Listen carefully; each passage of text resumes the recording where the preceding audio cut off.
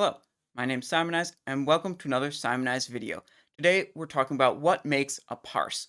This is more of a theory side video, and my goal is to inform players on what the significant factors are that contribute to getting that sweet, sweet 99 parse on Warcraft logs.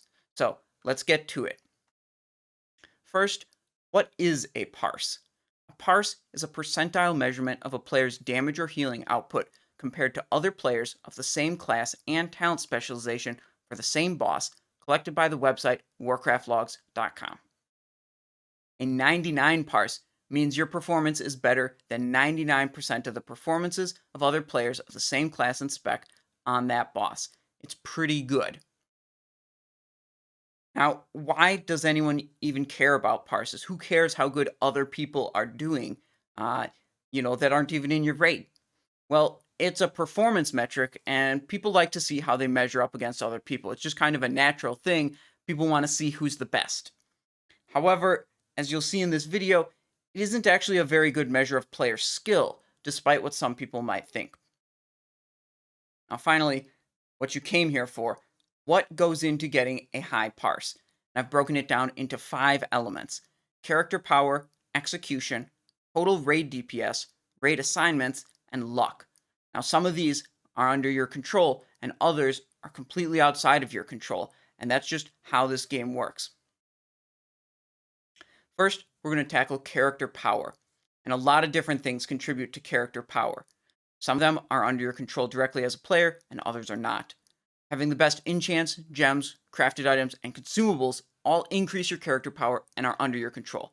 And by under your control, I mean you can go out in the game, farm these things, and obtain them if you do the requisite work to get them. Now, you can run dungeons over and over to pretty reasonably guarantee upgrades from them, but upgrades from raids you only get one chance at per week. It's a roll of the dice whether an item drops and whether you get it. You cannot guarantee these upgrades, even if you do everything right, and a few are decent power boosts to your character. This is something that starts to slip away from your individual player control. Just luck, you gotta see the item actually drop, and you gotta be able to get it. And you can't always control that. But overshadowing very nearly every single item upgrade in the game for any class are party buffs. Powerful party buffs are night and day comparisons, and trying to parse without them puts you at a drastic disadvantage. Shamans can even be rotated amongst groups to give certain players multiple instances of blood loss in a single fight, and this is a massive advantage over players who aren't getting that sweet multiple blood loss treatment. Now, to help you understand the significance of party buffs compared to many other things in the game, I've generated this chart, which specifically applies to rogues from my rogue spreadsheet. And in the bottom section here, we have a lot of items, enchants, and consumable type of things. And I want to highlight at the bottom of the chart here is Dragonspine Trophy compared to the second best trinket in Phase 1, and Talon of Ashar compared to Dragon Maw in Phase 2. These are individually the most significant items you can get in their respective phases, and they only amount to a little over 2% and about 2.5% for Dragonspine Trophy. Everything else on this chart is more significant than having either of these items.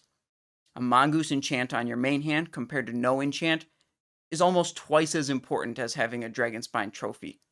Having Battle Shout from a warrior is over 8%. That's almost double what the Mongoose enchant was. But dwarfing literally everything else on the chart is having a Shaman in your group to provide you Bloodlust, Grace of Air, Wind Fury, and Strength of Earth Totem. The buffs provided by a Shaman are so significant for your character's damage output, they're even more significant than having the legendary swords, the Warglaives of Azzanoth. And that's where the thumbnail of this video comes from.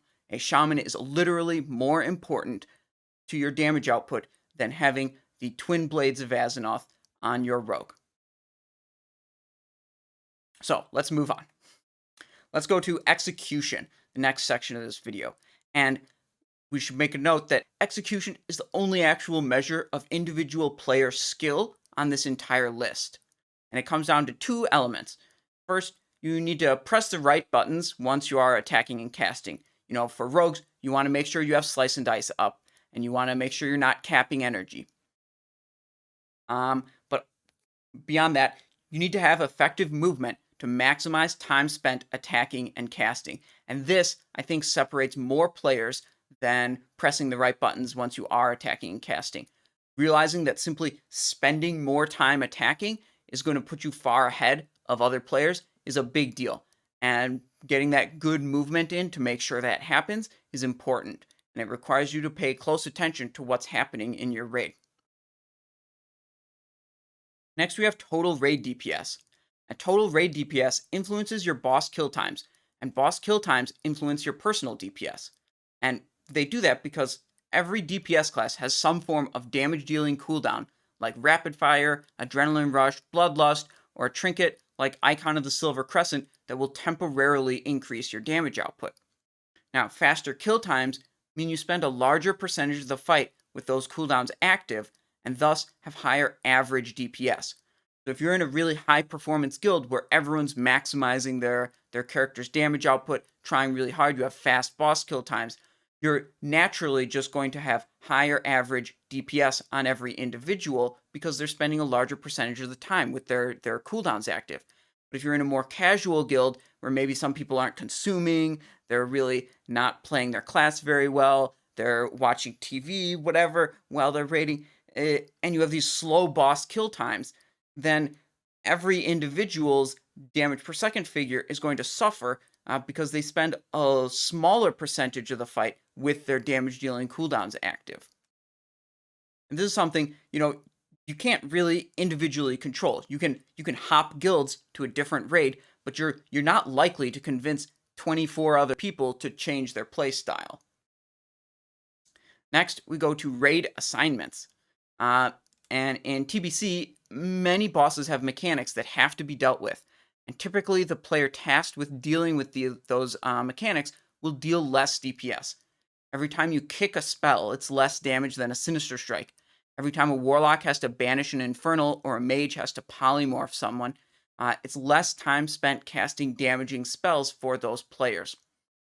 Now, someone who is not tasked with clicking a cube on Magtheridon or banishing an Infernal or whatever will have more DPS uptime than someone who is. These are necessary things you have to do, but the players who are lucky enough to not have to do them are going to be able to do more DPS. And lastly, we come to luck, which is actually a really big one. A lucky critical strike while Magtheridon is banished can tack on a huge amount to your damage total. Above average procs of combat potency for rogues or quick shots for hunters have next to nothing to do with player skill, but can wildly swing your damage output. Now, warriors have used simulation tools for quite a while, and a nice result of a good simulation tool is a graph like this that shows the result of hundreds of thousands of trials with the same fight duration, the same buffs, the same settings, the same gear, same everything, and just shows that you can have wildly different results just based on the outcomes of random events. And you can see, even in this middle section of the most likely outcomes, that represents a range of 180 DPS. You could do everything the same, have the same gear, and, 1 week you end up with 1080 DPS, and the next week maybe you end up with 1240 DPS.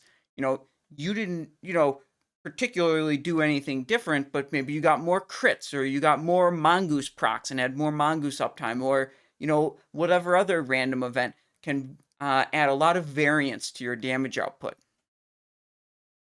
So let's conclude this. We have 5 factors that contribute to getting a high parse. And that's character power, execution, total raid DPS, raid assignments, and lastly, luck. So high parses are not an indication that everything that the player did is correct. Many important factors in getting a high parse have little to do with individual player skill. The best parses are usually from people who do most things right each week and are in situations that enable them to parse well. So then, some of these weeks, they'll get lucky enough to get a parse up in the higher rankings. And that's it for parses, and I hope you understand better, what's important and what's not. Thanks for watching The Simon I Show. If you aren't subscribed already, you ought to. You can click the face on the right to subscribe, or you can click on the left to check out more of my videos. If you want to scroll down below the video, you can find links to my Discord, which is a great place to ask me questions, and links to my Twitch, where you can catch me live streaming raids and other cool stuff. Thanks for watching, and have a great day.